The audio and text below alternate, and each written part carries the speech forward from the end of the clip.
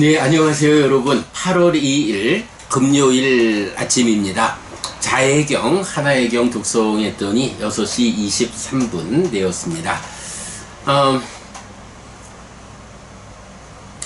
어제부터 우리가 제5장 신행 향상하는 삶으로 독송이 들어왔습니다. 어제는 풀과 나무 토막경과 싸움경 통해서 뭐니 해도 특히 제가자의 신행이 어떻게 삶을 향상으로 이끌까? 라는 부분에 일단은 근본이 나의 삶이 어떤 삶인지 좀 알아야 한다. 라는 측면에서 무명에 덮이고 가래에 묶여서 옮겨가고 윤회하는 중생이라는 요 표현. 이게 꼭 제가자만의 이야기는 아니죠. 제가자, 출가자 마찬가지지만 출가자가 좀 더 적극적으로 이런 중생으로의 삶을 마감하고 깨달아 윤회에서 벗어나리라 하는 삶의 영역에 있다면, 제가자의 경우는 대개의 경우 그런 깨달아 윤회에서 벗어남으로의 접근보다는 살아있는 동안, 그리고 한평생 삶을 마치고 나면 또다시 다음 몸으로 가서 그 다음 생을 이어 살아야 하는 그러한 삶의 과정에서 어떻게 내가 조금씩 더 좋아지는 삶, 갈수록 괴로움은 줄어들고 행복은 늘어나는 삶을 살아낼 것인가. 이런 쪽에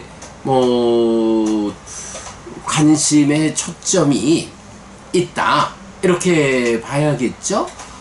실제로 산나경인가요? 에서 보면 출가 제자들을 양면해탈자부터 믿음을 가지는 자까지 7부류로 이렇게 이제 소개하잖아요. 그러면 이제 그분들이 깨달음을 지향하는, 깨달음으로 마음이 가 있는, 이렇게 한다면 한 가지를 더 말하는 게 나를 사랑하는 모든 자들은, 이렇게 표현하거든요. 그러니까 이제 제가자를 포함한 모든 부처님의 제자, 그 중에 믿음을 따르는 자까지를 따로 깨달음을 지향하는 상태로 빼고 나면 이제 나를 사랑하는 모든 자들은, 이러니까 제가자를 말하면 되겠죠. 그 제가자들은 하늘을 지향하는 사람이다, 이렇게 이제 표현이 나오거든요. 부처님도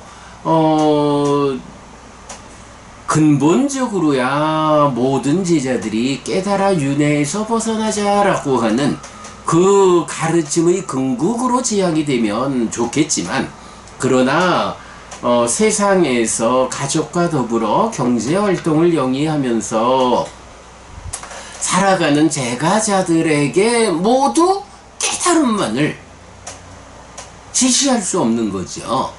그러니까 나를 사랑하는 모든 자들이란 표현으로 부처님은 당신의 제자 가운데 특히 제가자들은 하늘을 지향하는 사람들이다, 이런 표현을 한다고요. 살아 한평생 갈수록 괴로움은 줄어들고 행복은 늘어나는 삶을 살다가 죽어서는 더 좋은 것 하늘에 태어나는, 이것이 깨달은 부처님의 제자로서 뭔 하늘에 태어나는 얘기를 할까? 이거 아니거든요. 부처님 가르침은 분명히 나를 사랑하는 모든 자들은 하늘을 지향하는 자들이다 라고, 크게 보면 그 안에서 이제 출가하고 아니면 제가자로서도 범행을 실천하는 사람들이면 이제 깨달음을 지향하게 되고, 그 깨달음의 범주에서 더 나아가 가지고 해해탈자, 양면해탈자로서 아라한을 성취하는 이런 부분을 말하고 있지만, 근본적으로는 제가 신자의 삶의 방향을 하늘의 태어남으로 이끈다 라는 거 놓치면 안 되거든요. 그래서 이렇게 무명에 덮이고 가래에 묶여서 옮겨가고 윤회하는 중생들, 물론 이제 풀가나무 토막경은 그러니까 15번 상류따들은 다 윤회의 시작점은 알려지지 않는다. 그렇게 오랫동안 윤회해 왔다 라는 것을 주제로 하고 있지만, 그러나 기본적으로는 내가 누구냐고, 나라고 하는 이 존재가 정말로 한평생 살다가 죽으면 그냥 소멸하고 마는 것일까? 아니면 또다시 다음 생을 이어서 살아가야 하는 것일까?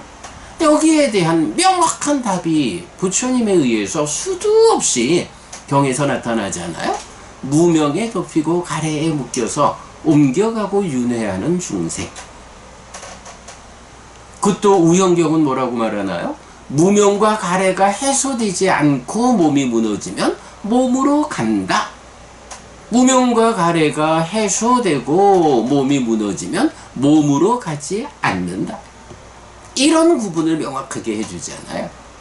예, 풀가나무 토막경에서 이런 무명에 덮이고 가래에 묶여서 옮겨가고 윤회하는 중생이라는 요 개념으로 제5장 신행, 향상하는 삶을 시작했죠. 그리고 이어서 싸움경은 삼기의와 오계라고 하는 합해서 8가지가 공덕을 쌓는 길이다. 그 중에 특히 오계라는 것은 5가지 보시 무외시다. 뭐 이런 부분들 어제 공부했고요. 자, 오늘은 이제 이어서 자해경 1번입니다. 자비희사 사무량심을 일단 제시하죠. 그런데 눈에 띄는 게 있죠. 어저께 싸움경에서 오계를, 그러니까 무외시를 말할 때에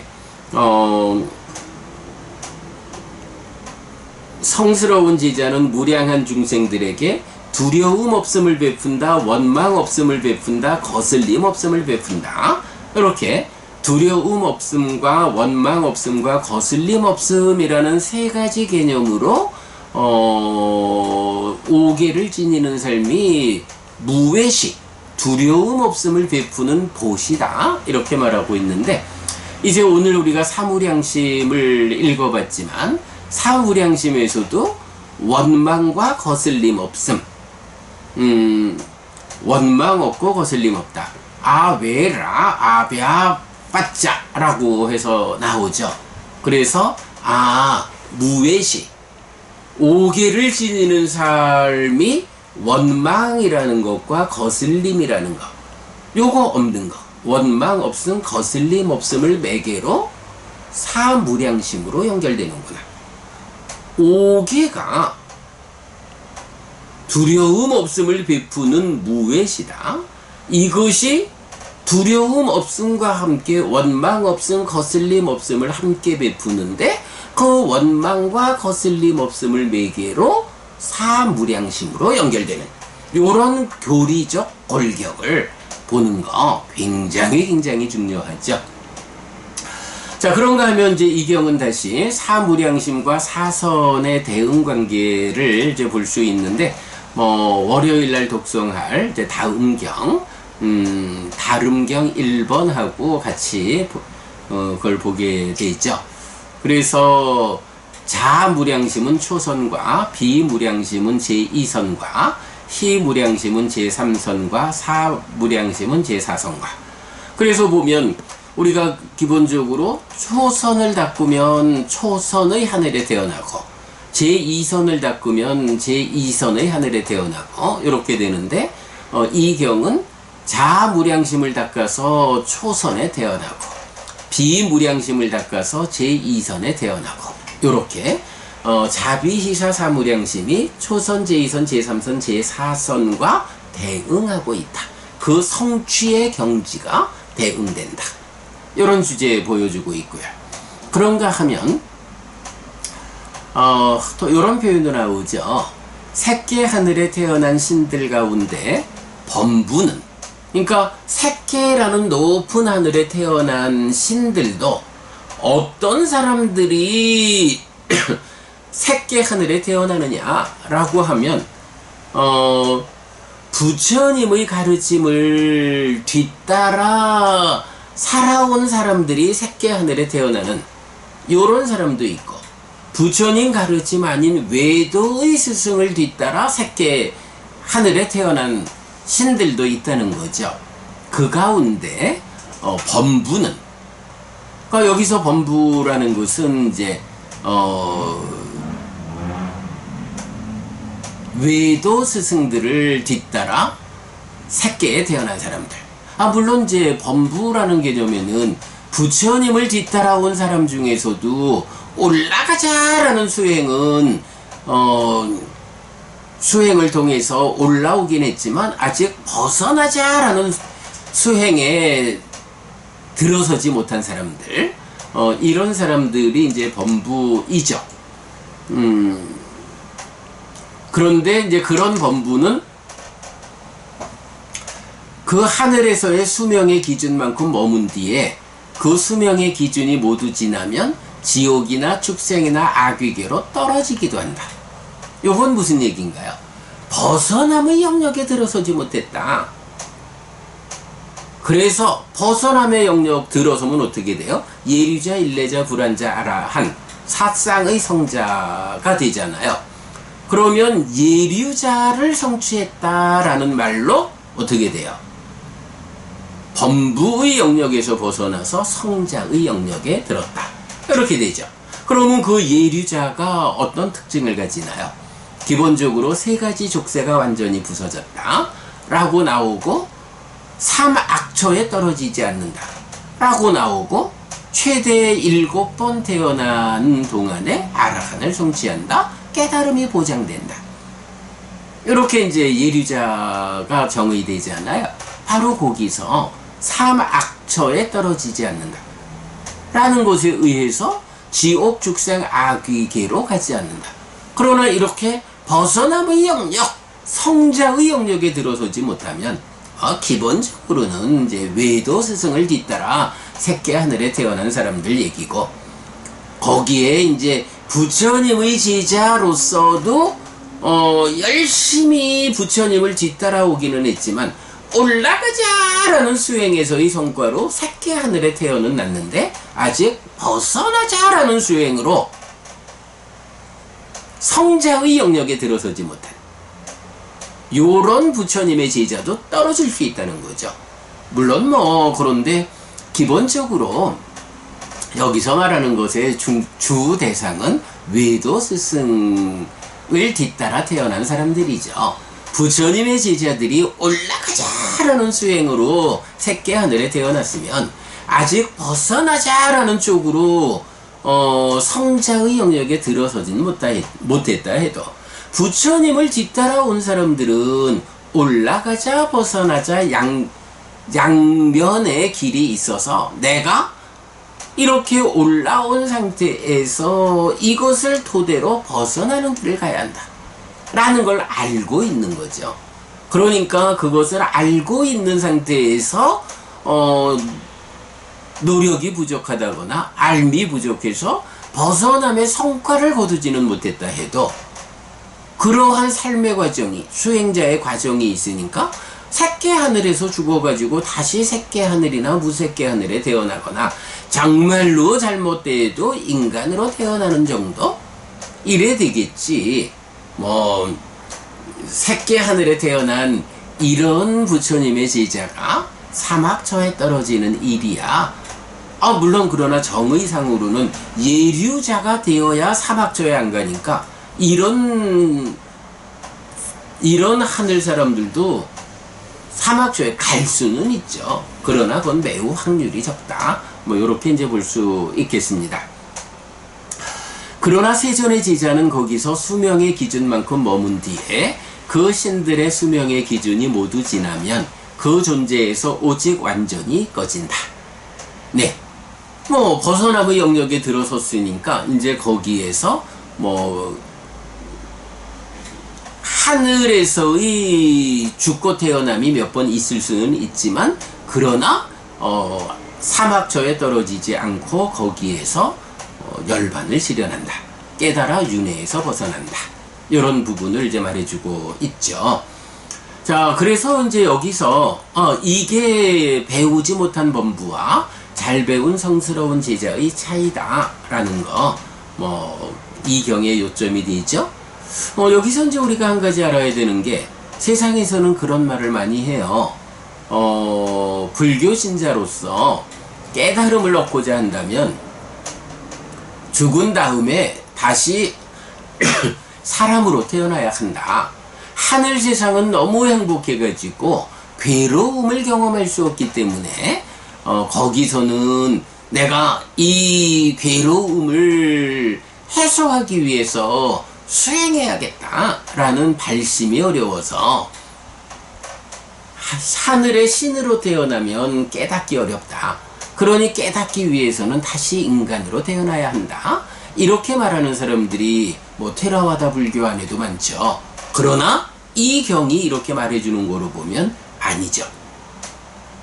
잘 배운 성스러운 제자는 지금 우리가 살아있는 동안 불교 신자로서 잘 배워 알고 실천해서 하늘에 태어난다. 깨닫지 못했다 해도 높은 하늘에 태어나고, 그 하늘에 태어나서 더 열심히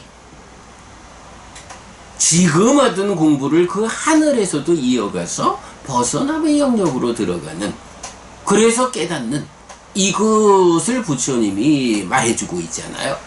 이것이 현재 불교 신자로 살아가는 우리가 이 몸으로 이 과정에서 깨달으면 최상이다. 깨닫지 못한다 해도 다시 인간으로 오는 게 아니라 지금 이 공부의 힘으로 높은 하늘에 태어나고, 그 높은 하늘에서도 지금 하는 공부를 이어가 가지고 거기서 깨닫는다. 이게 불교 신자의 삶의 신행의 커다란 방향이다. 글쎄 모르겠어요. 어쩌면 그간 이제 테라와다 불교에서도 그 전승의 과정에 아비담마가 생겨났고, 니까야는 경은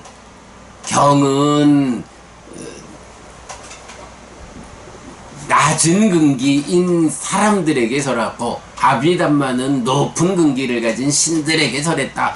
이제 이런 식으로 어떤 그 전승의 방향이 오다 보니까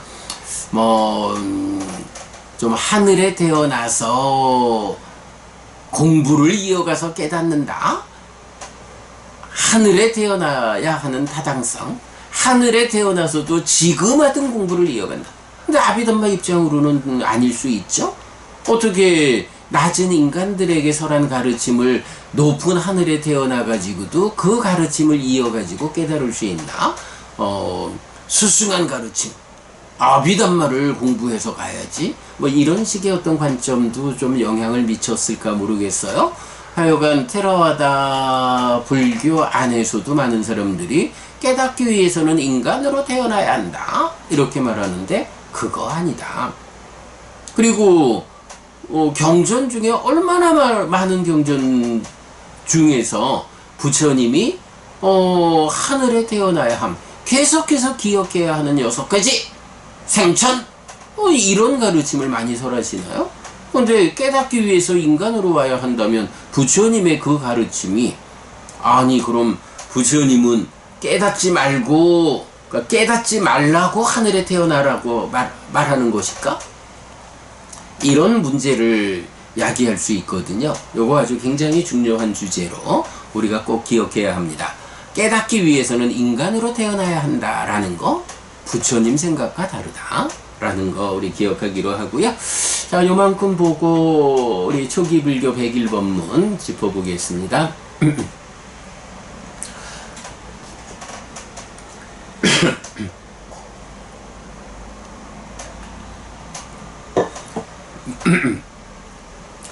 초기불교 101법문 자해경 1 사무량심 범부와 제자의 차이랬어요. 작년 6월 29일 날 공부했습니다. 자비희사 사무량심에서 각각의 의미를 설명하였습니다. 특히 사 우페카는 업에 대한 바른 이해를 필요로 한다는 점과 수행의 관점에도 주목해야 한다는 점을 설명하였습니다. 대략 말하면 그거죠. 자비희사, 자라는 거, 그대가 행복하기를 하는 마음이고, 비 하면 그대가 아프지 않기를 하는 마음이고, 히 하면 그대의 기쁨을 함께 기뻐하는, 와, 잘됐어, 잘됐어, 참 잘됐어, 기뻐하는. 그리고 사무량심은 뭐 누가 나에게 좀 해코지를 해도 나에게 해코지하는 그 업의 결과는 그대의 몫이고, 여기에 내가 어떻게 반응하느냐, 평정을 잃지 않고 바르게 반응하면 그 평정한 행위의 과와 보는 내 거고, 그러나 여기서 내가 평정을 잃고 왜 나를 귀찮게 하는 거야? 라고 거친 반응을 보이면 그 거친 반응의 업의 결과는 내 거야. 나에게 하는 행위는 행위의 결과는 너의 것이고, 내가 대응하는 행위의 결과는 나의 것이고. 네, 요런 이제 평정의 문제, 업에 대한 바른 이해. 2번, 사무량심은 원망 없음과 거슬림 없음을 매개로 무외시인 5개와 연결됩니다. 3. 사무량심은 불교에만 있는 교리가 아닙니다. 그래서 부처님의 전생, 즉 깨달음 이전의 역사에서도 나타나고 힌두교의 교리로도 나타납니다. 특히 마하트마 간디의 비폭력 무저항은 자와 사의 실천적 표현입니다. 이 경은 사무량심의 정형된 구문에 더해 1. 죽은 뒤 색계의 하늘, 범천의 세상에 태어나는 과정. 2. 하늘 세상의 수명의 기준, 외도의 범부와 세존의 제자들에게서 거기서 죽은 뒤의 형편의 차이를 설명합니다. 1. 죽은 뒤 색계의 하늘, 범천의 세상에 태어나는 과정, 그것을 즐기고 그것을 열망하고 그것에 따르는 행복을 경험한다. 거기에서 흔들리지 않고 거기에 기울고 거기에 많이 머물고 퇴보하지 않는다. 그리고 하늘 세상 신들의 수명 표를 만들어 놓았고요. 3번, 인간의 삶에서 사무량심을 닦아 색계의 하늘에 태어난 신들 가운데 외도의 가르침에 의한 범부와 세존의 제자의 차이점 해서, 외도의 범부는 하늘 세상에서 사는 동안 지은 업에 의해 지옥이나 축생이나 악의 세상으로 떨어질 수 있음. 세존의 제자, 거기에서 완전히 꺼짐, 즉 인간의 삶에서 아라한을 성취하면 인간의 몸이 무너질 때 몸으로 가지 않고 완전히 꺼지듯이, 신의 삶에서 아라한을 성취하면 신의 몸이 무너질 때 몸으로 가지 않고 완전히 꺼진다 라고